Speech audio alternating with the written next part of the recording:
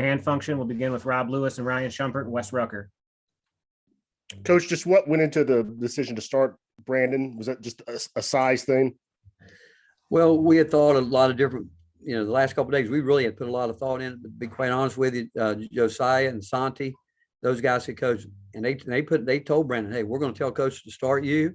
You've been wanting a chance to play. Now we're going to put you out there, but you got to play for us and come out and do it. And I thought he really got himself ready to play early, and it allowed us to keep with a 7-2 post guys at one. Like we started out with Urosh experience with Brandon, learning what it's about. And then we were able to go with Folke and Jonas, who the last 10 days seems like he's starting to understand more what it's about. And I thought both of them did great jobs for being in a game this time of year with what's on the line here, playing against a front line like Mississippi State has. But it was a great team win. But I like the fact that those guys, because we had talked about matchups, obviously concerned about early foul trouble, but that's what I like about this group. Now they're starting to take ownership. It's their team. And when they start talking and making suggestions like that, it gives you a really nice feeling as a coaching staff. How pleased were you with the rebounding, though? We lose that deficit by 2 without Olivier gets a good front court, having to run a lot of that zone in the second half. Well, we knew they were going to pound it inside, and, we fouled way too much early, but you got to give them credit for that. They put such intense pressure on you inside, and we knew that with those shots in there, they get it on the glass. It was going to be a high-level physical game around the rim. And first half, we did okay. And obviously, at the end, when we went in zone, our biggest concern was, could we rebound out of it? And for the most part, the zone was good because at least it took time off the clock and it didn't allow them to score at the free throw line like they were throughout the game. But again, again, they're a hard team. I mean, they pound that ball inside that 10-foot area and go get it. But overall, again, I thought our guys really, really battled, especially the last 4 minutes trying to come up with those loose ball rebounds. Rick, I know injuries are part of the game, but when big ones happen, they can sort of shock, even people who've been around the game for a long time. And, after just a couple of days after you learn about Olivier, then you see Kennedy kind of go down there clutching his leg. What's going through your mind at that moment? You know what? Well, they yelled cramp right away, so we knew it was cramp. I mean, that's what they said because we were waiting to see whether, because the rule is if Chad goes out there, you got to take him out of the game, and we were waiting to see if it, went away, and obviously it didn't. But you know what? We had Olivier. We FaceTimed him as soon as he went in. Olivier has talked to these guys. He talked to Brandon, I know, before the game, and he talked to Jonas before the game and told him, hey, you wanted an opportunity. It's here. Now let's see what you're going to do with it. That's the kind of team that we have, and that's kind of what I was alluding to earlier. These guys, they're playing for each other at a high degree, and we're not going to be perfect, but yet we've been able to fight through a lot. We've gone through a lot this year. We've had to fight through some adversity, but every time a player, whether like Josiah was really devastated that he didn't make the shot at Texas, but the way his teammates picked him up and said, hey, we believe in you, he would tell you it's a huge thing. O would tell you the same thing. They've all had tough times, but we are a team now that they're locked into where they're really helping each other through the tough times. David Pascal, Grant Ramey, and Mike Wilson. Rick, when you think about, I know you've had some lulls in games this year offensively, and there was a little one in the first half there that y'all had snapped out by late in the half. What do you think y'all are doing better to avoid those long scoring droughts that kind of seem to plague y'all earlier in the season? Ball movement, player movement, better passes. And the lull started with 3 not so good shots. Zakiah took a tough 3. Brandon threw up a left-handed shot. Kennedy shot an air ball where that's what we did early in the year. I thought tonight when they made and again, we knew they were going to make a run. I mean, we weren't thinking we're just going to keep playing it at that. Even though we like to, I thought that because we got off to a good start shooting the ball, we kind of lulled ourselves into thinking it was going to be that easy, and it wasn't. So we came out 3 straight possessions, and I think they went on an 8-2 run during that point in time. But when we're moving the ball, playing with speed, getting it down the floor, start of the second half. That's why I took Kennedy out earlier. I didn't think he was pushing the ball the way we want to get it down there. And we want to get into action quick. We want to get into movement. We talk about our flow game, and when we get the ball moving and guys are able to catch the ball facing the basket as opposed to trying to drive. And again, we did over dribble too much during that period when we bogged down, and that is normally the case. But the fact is, we've gotten more consistent and not standing those laws very, very long. We just want to get a good shot at it every time. Rick, Kennedy played 34 minutes tonight. Santi and Josiah had 37. Is that something that can be sustained, or is that something where y'all are just adjusting without Olivier for right now? Well, no, you know what, Grant? We're February, and I told those guys the other day we really do monitor minutes, their workload in practice, and those two guys are old enough, mature enough, conditioned enough that they can do it. Do we want to do it every night? We don't, but that's why we going forward, we're going to need more and more out of Brandon, out of Jonas, out of Folke, out of Urosh, and whether it's Justin, VJ, like we really thought tonight that we would have gotten Jemiah in the game, but the way it worked out at that point in time, Z being in foul trouble hurt us. That's going in was a big part of our thought on who was going to start. We didn't want any of our guards to pick up early fouls,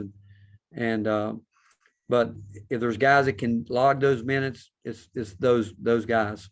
Kennedy, I think he's more suited around 28 because I thought coming out at halftime he didn't come out quite with the same speed that we need him to play with, but he did bounce back. But he and Zakai between them, I think, had 10 steals tonight. They got their hands on a lot of basketballs. Rick, what did you think of Jonas? I mean, this is the most you've gotten to see him, and seemed like he held his own for the most part. Is this what you expected and what you've seen from him? You know what, Mike, what I really like, I thought he looked like he belonged. I didn't think he looked awkward out there at any point in time. You know what? When we go zone, there's no doubt he gives us something that we don't have and we will have with him out there is a rim protector. They got one off early in the game that I was actually surprised, to be quite honest with you, that he got it up. He blocked that one into the rim. They called him for a goaltend, which it was a goaltend, but he does give us the rim protector. That little jump shot he shoots, I'm glad he shot it because he can make that shot at a high percentage. I thought Brandon held his own too.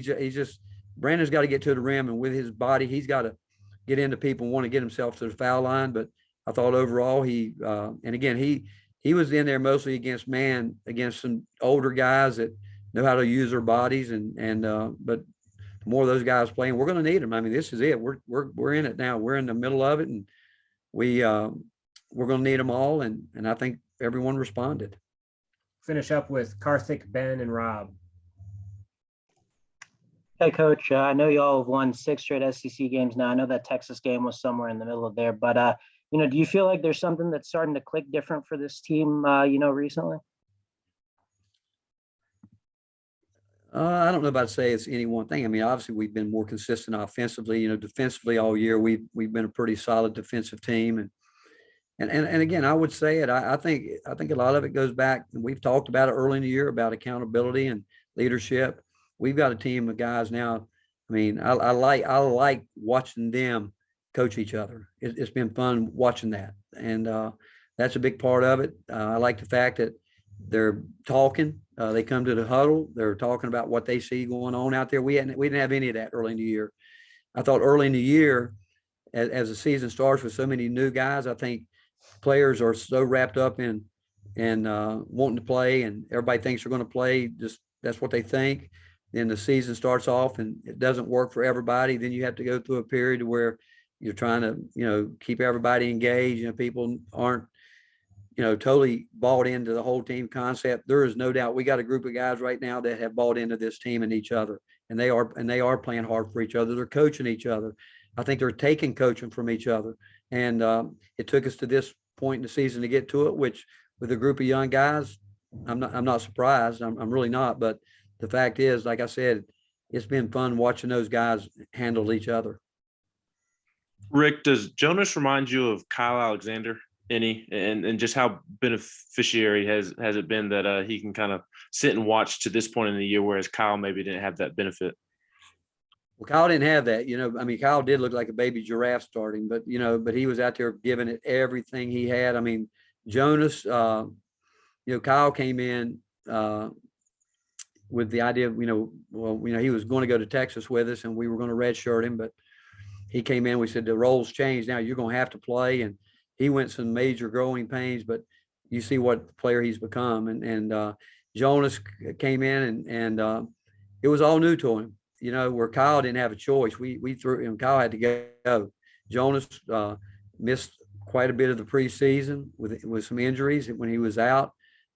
He's learned how to work hard. I think he's benefited from watching some guys on this team, older guys, the veterans, work at it. He's learned from that. Like we were talking today, I was actually watching shoot around today, and it was really neat watching the older guys come in before we actually started shoot around. Their approach, where you could tell everything they did mattered, where the young guys still come in like, okay, we're waiting for shoot around to start. And that's part of the growing process where Jonas now understands if he does want to play, which he figured it out about, I'm going to say 2 weeks ago, somewhere in there, if he want to play, he better take everything serious in practice from the time he walks out there. He's done that. I think being on the scout team has helped all the freshmen. We put Brandon on it this week because we felt it would help him. I think it helped him. I think it's helped Jonas. I know it's helped Jamal. It's helped all of them because it gives them a chance to have to learn a lot of stuff on the go, plus our stuff. So they've got to go back and forth between the scout team and this. So all that I think has gone into helping all those guys understand that what we expect is a lot, but if they want to play, they're going to have to do it. Coach, 4 minutes and 20 seconds left, 61-61, and then you guys close out 11-2. How proud are you of your guys for doing that and also doing it with 2 freshmen on the floor as your primary ball handlers?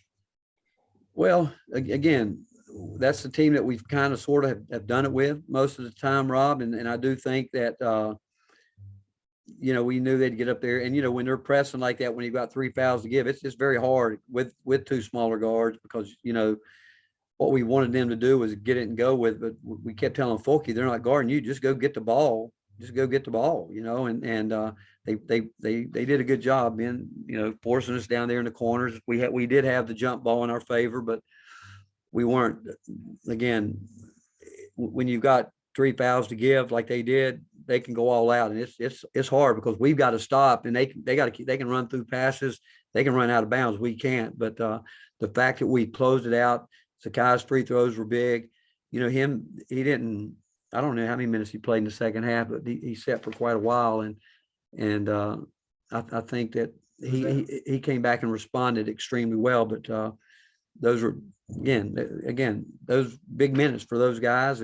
But we've played enough basketball now. They've been in enough games right now, Rob.